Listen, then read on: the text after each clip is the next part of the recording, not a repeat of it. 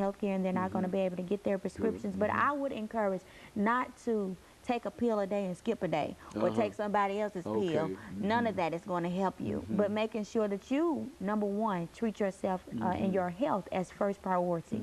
We take care of everybody else, but when it comes to our health, we don't take care of ourselves. And so that's things that I would encourage an individual who is living with it or who has a loved one to do, as far as it is in regards to diabetes. You know, and of course, Ms. Green, when we talk about this disease, I think that we also, and I think you've already mentioned the fact that young people, very, very young people, are also affected by this disease.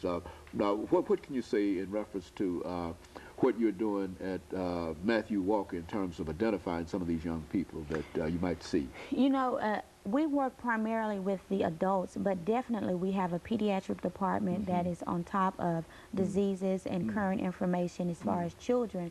And so one of the things that I would encourage, if you notice that your child is presenting any symptoms, is being very tired, irritable, or increase in thirst, can just drink at the refrigerator nonstop, definitely get them seen by a physician, and that pediatrician will be able to diagnose them and be able to run tests to see if they are presenting symptoms or signs for diabetes.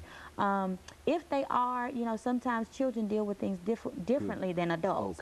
So there are also groups out there, one in particular called Sugar Babies, that can help them in dealing with this disease. And also, I would just encourage that you support that person. So that means the entire family's regimen of eating, their lifestyle, their health will need to change so that this young child or the adult that's dealing with diabetes do not feel like they're being isolated or like I can't have anything, or you know, feel depressed.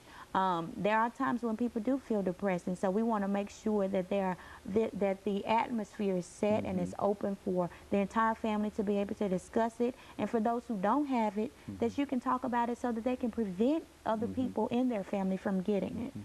And so, Ms. Green, what we're saying here over the last 3 minutes that we have here is that we are really dealing with a very, very serious disease that is a silent disease, but at the same time, it's a disease that can be, and this is why when you talk about managing diabetes, it's a kind of disease that can be managed. But in order to manage this disease, you have to have some information. You have to be able to understand the blood counts and et cetera and et cetera. And if you have the disease and don't know that you have it, then you are running the risk in a real sense of having amputated limbs and et cetera and et cetera. Is that what we're saying here? That is what we're saying. Managing your diabetes. Managing diabetes is, number one, you putting the ball in your court and you saying, yes, I'm going through, I have this, but I'm going to conquer it. And that's what we're trying to get, is individuals to look at their disease not as I mentioned earlier, a death sentence, but you're going to conquer it. Making yourself accountable. Number one, yes, I have it, but I need to do some things, and I'm going to treat my body as God would have me to treat it.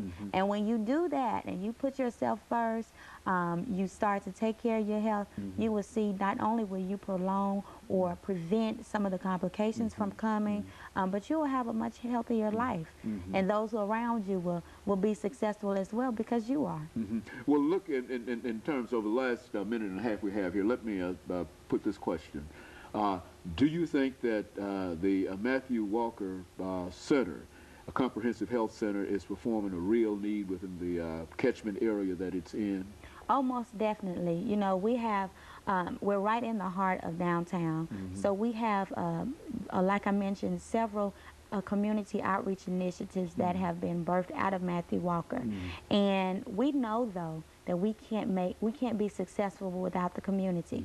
So no matter how many efforts that we do as a team at Matthew Walker, the administration along with the physician, the clinical and medical staff, as well as some of our partners that have partnered with us over the years, we can't do it without the community, and the community cannot make it without us. So what it is two forces joining together as one, conquering diseases and eliminating health disparities. Very good. And of course, Ms.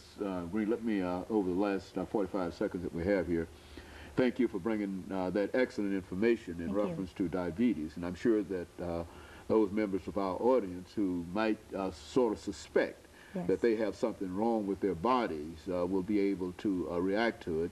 And as you telling us now that it's a disease that you can have for a long time unless you're tested. And of course, if you have it and without being tested, that you run the risk of having some real health complications and even death in the end. Is that what we're saying? That's and of what course, we're saying. and of course, we appreciate you giving us that information.